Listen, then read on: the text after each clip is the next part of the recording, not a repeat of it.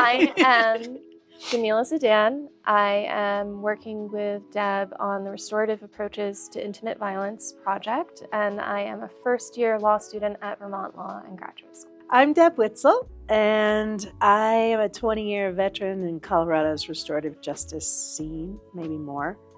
And I founded the Restorative Approaches to Intimate Violence project, as well as 3 Stories Consulting, which is my restorative approach to the world. Self-determination to me is the tenet around choice and voice. And in the Restorative Approaches to Intimate Violence project, which we'll refer to as the RAVE project, heretofore, it is a foundational tenet. Everything is word of mouth, so we invite people who have heard about Restorative Approaches to Intimate Violence, the RAVE project, to consider whether this restorative approach is an appropriate piece of their healing path. And along the intake process, there are multiple consent opportunities. So self-determination, invitation, and consent all go hand in hand. So the guideline of self-determination, in particular with restorative justice, is important because, to me, without it, it's just replicating systems of oppression. So without choice and true self-determination, we're making control and oppressive systems look better by packaging it in like pretty words, but true self-determination is what makes this an authentic and real practice. And then in RAVE in particular, we have a series of phases that we think might happen when the circle is going on, but they don't have to happen in any particular order. And we really follow the core members' wishes, desires, where they're ready, when they're not. And we're not checking off a checklist or making sure they hit this rubric or whatever that is. It's really about following them. So some examples of self-determination when we're doing intake processes or when we're having a first conversation with someone might start with, is now a good time to talk? And letting a person tell us yes or no. And if it's not, then asking when is and what would work best for them. Another example might be describing what this process is, whether it's RAVE or any restorative justice process, and then asking if they would like to participate in this thing that we've just described, or asking if there's anything else they would like to know. I think the more information that we provide based on the interest and request of the people that we're talking with, the more we're practicing self-determination. So we give people the opportunity to understand and choose over and over again. And similarly, when we're preparing people or inviting people into a restorative process, we're asking them if they would like to share their story, not insisting that they do. Yes, the circle itself. So we've invited folks, we've gotten their consent, we've created the circle, and then we come together and I, as a facilitator, might have a plan. Like today, we're going to talk about X.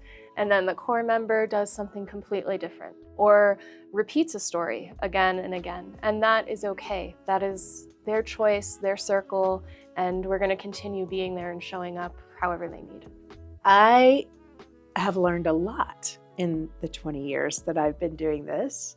And when I first started working as a coordinator in restorative justice practices, I was working in affiliation with law enforcement. And I found that I could use that affiliation as sort of a carrot and stick situation. And I could say that I was housed in the place that I was housed, and people would perk up. They'd sit up straighter. And I think that there were times that I would use the affiliations that I had as a subtle form of coercion. And what I found was if people didn't feel completely free to choose, if they felt like, oh, if I do this, I'll get a lower sentence, or I won't have to go through the court system, or I'll, as a harmed party, or I'll get to have my pound of flesh directly, something like that. If people would come based on the context rather than their intrinsic motivation and their self-determination, the process would be shallow. It wouldn't have the depth of heart and the depth of readiness that comes with self-determination. So I learned along the way to have a high quality process meant really supporting people in talking about what they needed, talking about what they wanted from the process, and making sure they understand what a restorative process is and what the criminal legal system processes are, because the needs may be different and self-determination will help guide people in the direction they need to go, not where I, as a restorative justice practitioner, want them to go. Something that I've learned as a facilitator about self-determination, and I'm still learning because I'm lucky enough to have Deb as a mentor, is to not center myself, that I'm not actually the main character in every story, and that if I'm to respect and honor someone's self-determination so they can have this kind of meaningful circle, I need to not be a big sister or a therapist or a teacher. I need to be someone who is still and steady and able to hold. And self-determination in myself helps me do that with others as well. So when I'm sure in myself, when I'm confident in myself, I don't actually need to control a room or control the outcome of a circle. Something that's been challenging about self-determination, in particular with RAVE, which is restorative approaches to intimate violence, is that from a place of great concern and care, people believe that folks who have experienced intimate violence shouldn't be in restorative practices. And that comes again from a place of care, but it can tend towards paternalism or making choices for people who need to make their own choices and need to be assured that they can make those choices and we can support them in that. And the opposite goes as well, that people who have caused that kind of harm don't deserve restorative choices or self-determination, that the only way to deal with them is severe punishment or isolation. And so it's challenging even for me sometimes to remember that self-determination is a restorative value, and that means even those who have been harmed have the right to even those who have caused harm deserve the right to make choices about their future and what will happen to them.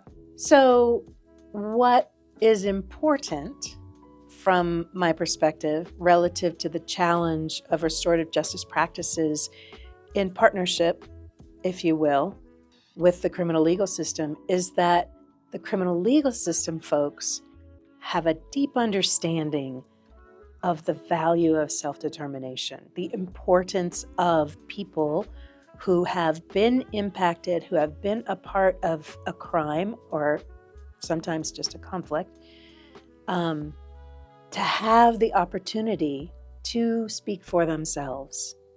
So much of this work is about people having the experience, the empowered voice that helps them move through an incident that has affected them deeply.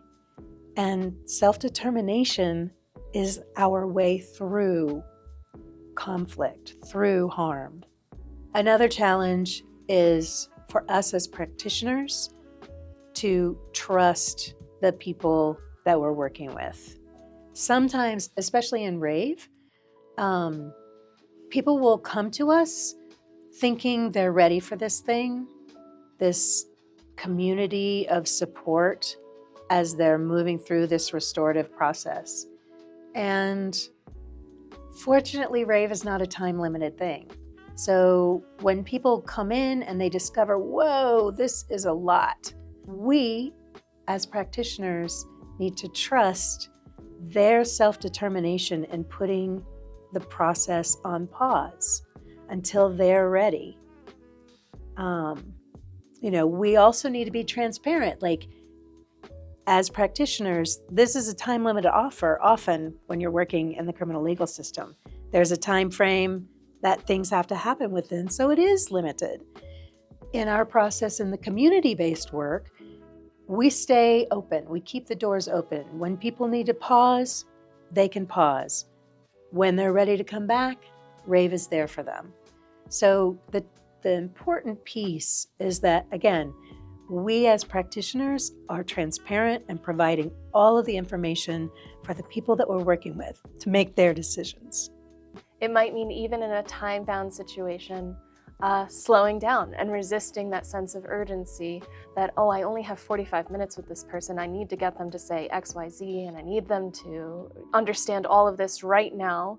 So I don't know where I heard this, but it's how a duck is gliding over water, but underneath they're paddling like this, paddling like crazy. That's what we have to be. We have to be totally calm and steady on the surface while managing everything else, while thinking about, okay, what did they say? What does that mean? Are they ready for this? And noticing my own biases and knowing my own urgency so that I can honor their self-determination, so I can honor their process where they are, let them lead. So in restorative justice practices, we have to work with people. And that is about that, I'm going to use my therapist's language. She says, one eye in and one eye out. And so we're keeping an eye on ourselves in relationship to the other, to the people that we're working with. And at every opportunity, it's an inquiry, it's a question, it's a curiosity about what's needed now. So where would you like to meet? When would you like to meet? Do you have the time for this conversation? What would you like the space to feel like? One of the things that I feel like is really important is gender-neutral restrooms. When things are binary in this day and age, that doesn't serve many, many people. And so creating a space where self-determination doesn't other people, make them feel like a victim or an offender, like a person. We want people to feel whole in this work. And so much of what our support around self-determination does is empower people who have lost their sense of power to be present with that. And when we work with people, rather than do something to them or for them, we create a space for self-determination and that sense of empowerment to return. There's something about systemic oppression and honoring someone's self-determination that I think as restorative facilitators, we need to feel it deeply in our bodies that everyone has this right to make their own choices. And that as soon as we see ourselves deciding for someone else, to look at it and say, why am I making that decision? Why do I think I have the right to make that decision?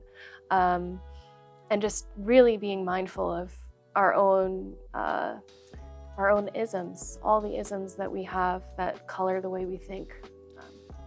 I would add to that when we work within the criminal legal system context, there actually are points or places or things where choice is taken away. Yeah.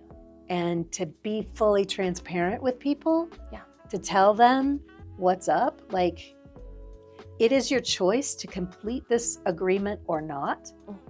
If you do, this is the consequence. If you don't, this is the consequence. And in the context determining those things and us communicating those things is so important to people's self-determination. Like, I don't know. Well, if you sugarcoat something, you're not respecting someone's self-determination. You're, again, making a choice for them. You're trying to smooth things over so they don't have a reaction or they don't have a fear. And that's not respecting them as individuals. That's making choices for them. Right. Which, if we're naming it well, they know where the system starts and restorative stops.